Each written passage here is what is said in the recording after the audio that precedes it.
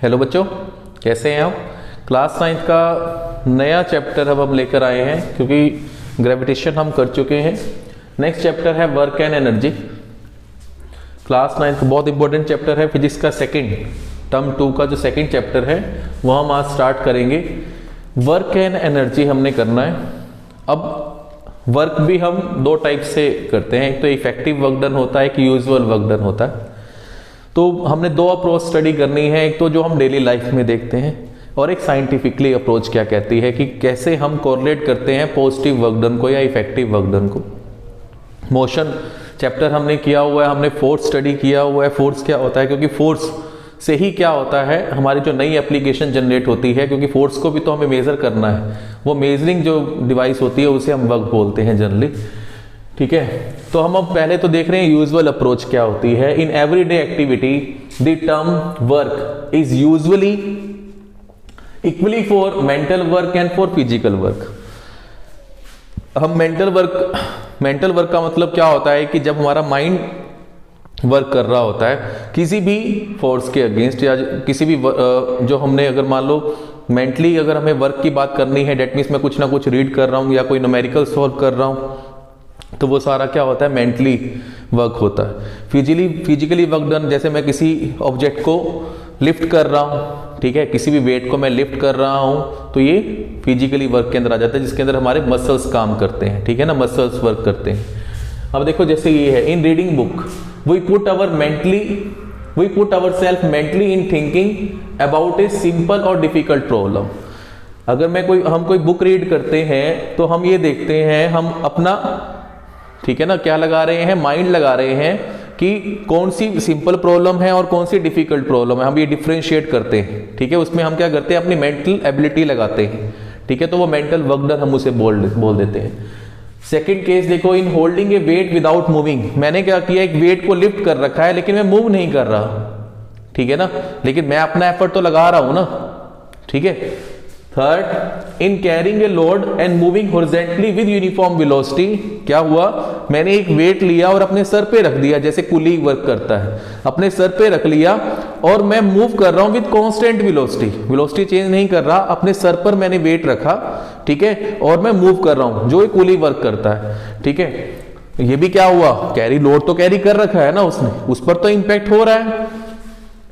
Last जो case हम करेंगे, in trying hard to move a huge rock which does not move despite of best efforts.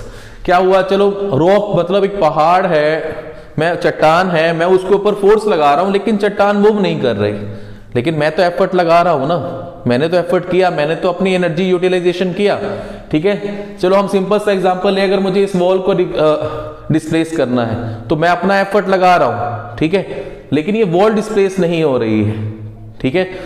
तो हमारे लिए तो ये हुआ ना कि हमने तो वर्क किया है।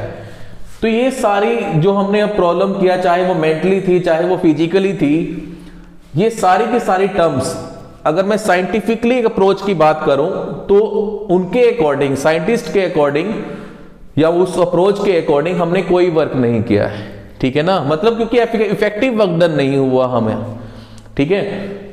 आ रही है बात समझ में, क्योंकि हमने कोई इफेक्टिव वर्क डन नहीं किया है। इफेक्टिव वर्क डन को मैं अगर इन सब से कोरिलेट करूं, वो कैसे होगा, अगर मैं कह रहा हूं कि मैंने रीड किया बुक, ठीक है, जैसे मैं टीचर हूं, मैंने एक रीड की बुक और मैंने इसे डिलीवर किया आप तक, ठीक है, और आपने एफिशिएंटली क्या किया, रिस्पॉन्स दिया।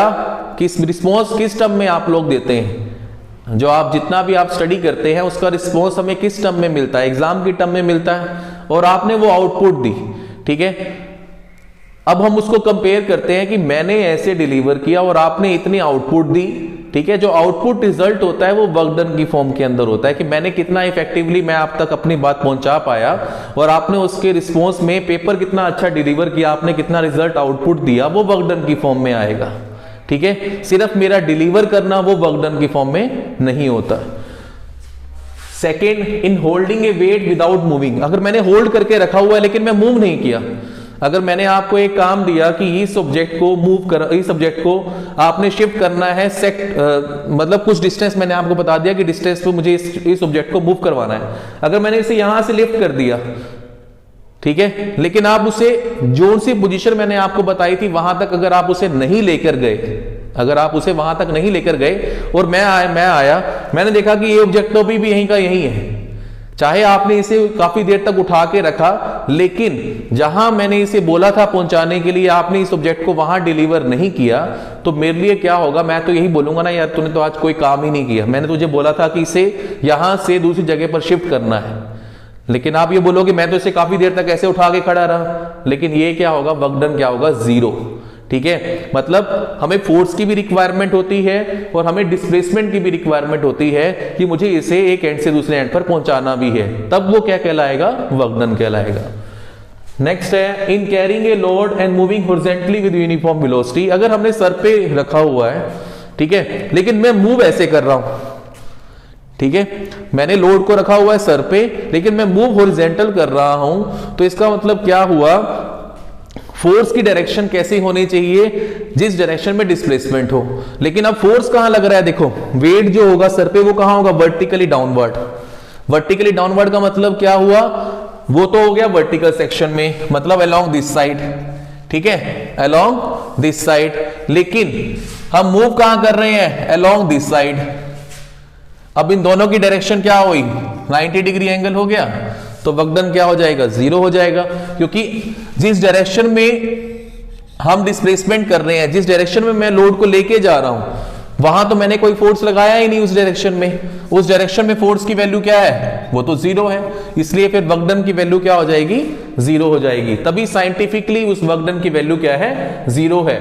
हालांकि हमने वर्क किया है लेकिन वो इफेक्टिव मैनर में काउंट नहीं हुआ, ठीक है। नेक्स्ट है in trying hard to move a huge rock with does not move despite of best effort. अगर वो माइनर अमाउंट में भी डिस्प्लेस होता तो हम बोलते कि इफेक्टिव वर्क डन हुआ है, लेकिन वो माइनर अमाउंट में भी डिस्प्लेस नहीं हुआ। मैं चाहे दीवार को सुबह से लेकर शाम तक लगा रहा हूं, मैं अपना एफर्ट लगा रहा हूं, लेकिन अगर पर्सन आएगा वो देखेगा भी ये तो दीवार अभी की यही है कि यही है, ये तो डिस्प्लेस हुई नहीं, तो उसके लिए तो वर्क डन क्या होगा, 0। ये साइंटिफिक अप्रोच कहती है, ठीक है। इतना पोज करके नोट डाउन करो।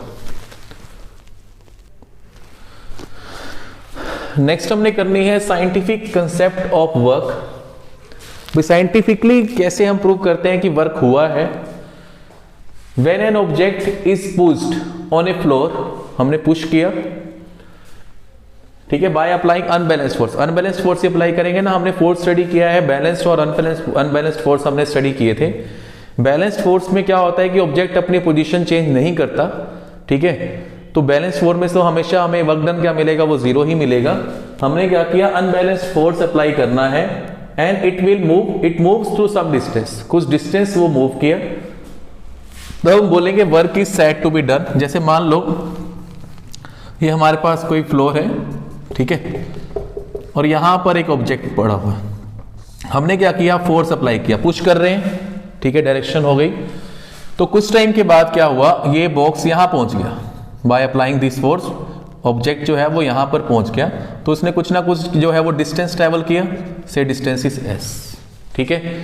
जिस डायरेक्शन में मैंने फोर्स लगाया उसी डायरेक्शन में आपको डिस्प्लेसमेंट मिल रही है, तो ये हमारे पास क्या हुआ, work is said to be done. Second, when we pull an object, अगर हम सपोज करो अब ये कोई ऑब्जेक्ट है, यहां पर है हमारे पास प्लेस्ड, अब हम क्या कर रहे हैं, पुल कर रहे हैं। पुल का मतलब क्या हुआ, खींच रहे हैं ऐसे, ठीक है, ऑब्जेक्ट को। अब कुछ टाइम के बाद क्या हुआ, वो यहां पर पहुंच गया, फिर दोबारा देखो डिस्प्लेसमेंट कॉज हुई, एस इज द डिस्प्लेसमेंट, ठीक है, तब भी क्या हुआ, इफेक्टिव वर्क डन हुआ, क्योंकि उसने अपनी पोजीशन को चेंज किया, जिस डायरेक्शन में मैंने फोर्स लगाया उस डायरेक्शन में मुझे डिस्प्लेसमेंट मिली, तो work is said to be done. Third है, अगर मैं किसी ऑब्जेक्ट को 0 लेवल से ऊपर की तरफ लिफ्ट कर रहा हूं, ठीक है ना, when we lift an object through a height, एक मैंने हाइट तक मैंने उसे लिफ्ट किया, अब मैं देखो फोर्स कहां लगा रहा हूं, ऊपर की तरफ लगा रहा हूं, और हाइट भी कहां गेन हो रही है, ऊपर की तरफ हो रही है, तो that means in this case work is done to lift an object. देखो ना, पहले वो कहां था, ग्राउंड लेवल पे था, यहां पर था, ठीक है, ग्राउंड लेवल पे था। अब हमने क्या किया, फोर्स अप्लाई किया इसे कहां तक लाने के लिए, यहां तक लाने के लिए, ठीक है, h हाइट गेन करने के लिए हम यहां पर फोर्स लगा रहे हैं, ठीक है, वो हमारे पास ये जो फोर्स होगा against the acceleration due to gravity होगा, मतलब m इंटू में g, ठीक है, इंटू में h करेंगे तो हमारे पास क्या आ जाएगा, वो वर्क डन की फॉर्मेशन में आ जाएगा।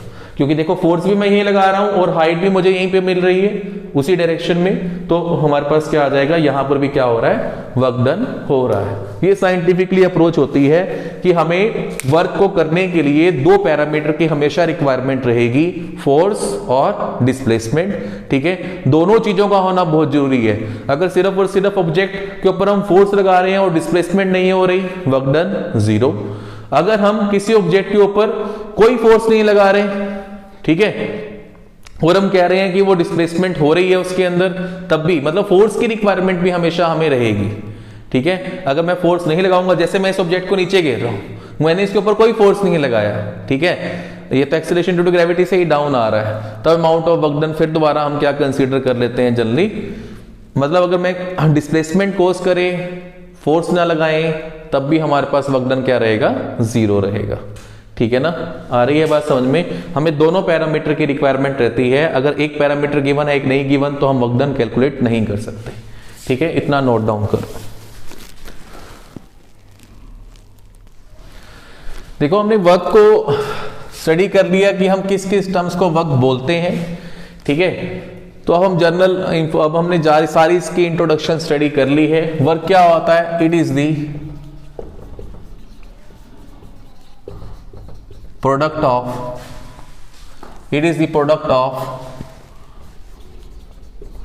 फोर्स एंड डिस्प्लेसमेंट, ठीक है, और हम कौन से टाइप का फोर्स स्टडी करते हैं, कांस्टेंट फोर्स, मतलब जिसकी वैल्यू चेंज नहीं हो रही है, हम कांस्टेंट फोर्स पिक करते हैं।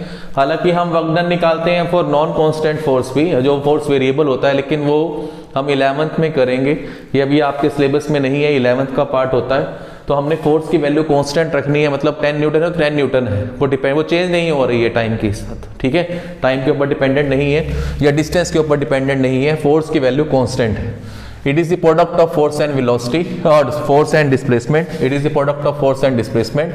तो work done is equal to force into displacement.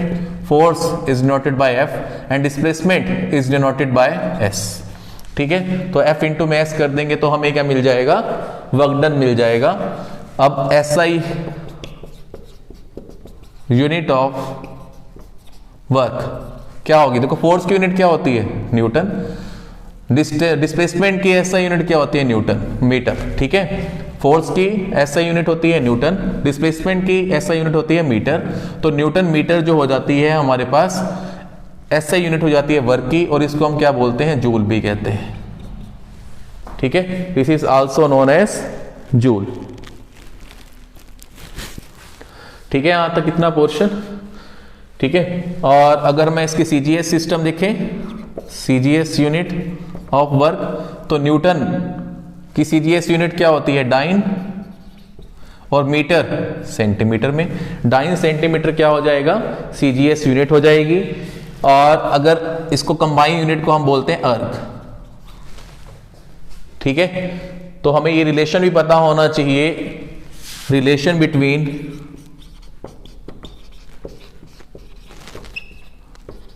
Joule and अर्ग, ठीक है, ये रिलेशन भी हमें मालूम होना चाहिए कि 1 जूल कितने अर्ग के इक्वल होता है। देखो 1 जूल हमने बताना है कि हाउ मच अर्ग, ठीक है, तो 1 जूल को हम क्या लिख रहे हैं, न्यूटन मीटर, दैट मीन्स हमें इसको सीजीएस सिस्टम में कन्वर्ट करना पड़ेगा। 1 न्यूटन, ये हमने किया हुआ है फोर्स वाले चैप्टर में भी, 1 न्यूटन 10⁵ डाइन के इक्वल होता है, ये हमने किया हुआ है, ठीक है। तो अगर मैं इसे कन्वर्ट करूं सीजीएस में तो मैं इसको 10⁵ डाइन लिख दूंगा, ठीक है, और 1 मीटर कितने सेंटीमीटर के इक्वल होता है, 100, जिसे मैं 10⁻² लिख सकता हूं सेंटीमीटर। तो देखो ये 10⁵, 10⁻², डाइन सेंटीमीटर आ जाएगा, ठीक है। कंबाइन करेंगे, बेस सेम पावर है 10⁷ डाइन सेंटीमीटर।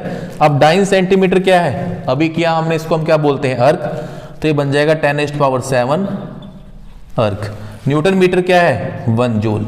यहां से 1 जूल किससे इक्वल आ जाएगा 10⁻7 अर्क के इक्वल आ जाएगा। ये हमेशा ध्यान रखना है बेटा, ठीक है। यहां तक हो जाएगा इतना पोर्शन क्लियर है। और क्या बात ध्यान में रखनी है वर्क से related, work is a scalar term. ये कैसी टर्म है स्केलर टर्म, ठीक है। वेक्टर टर्म नहीं है, स्केलर टर्म है। इसका सिर्फ मैग्नीट्यूड होता है, डायरेक्शन नहीं होती, ठीक है। इतना नोट डाउन